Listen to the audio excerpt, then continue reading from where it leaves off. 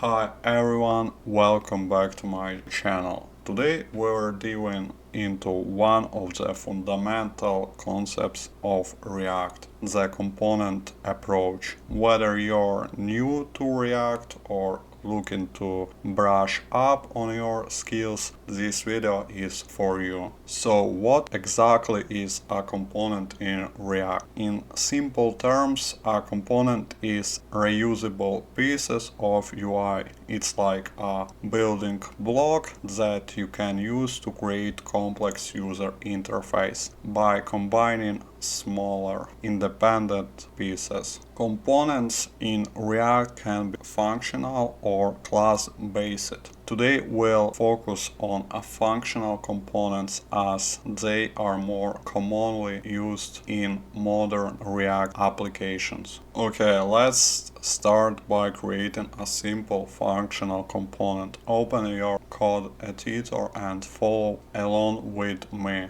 Here I'm creating a new file called hello world.js. In this file we'll write in our first functional component. As you can see, this is a very basic component that returns a div with h1 element saying hello world. Okay, now let's make our component a bit more dynamic by using props. Props are arguments that you pass into components to customize there. Let's modify our hello world component to accept a name prop. With this change, our component now accepts a name prop and displays it inside the h1 element. Let's see how we can use this component in other part of our application. Okay, now we'll open our App.js file and use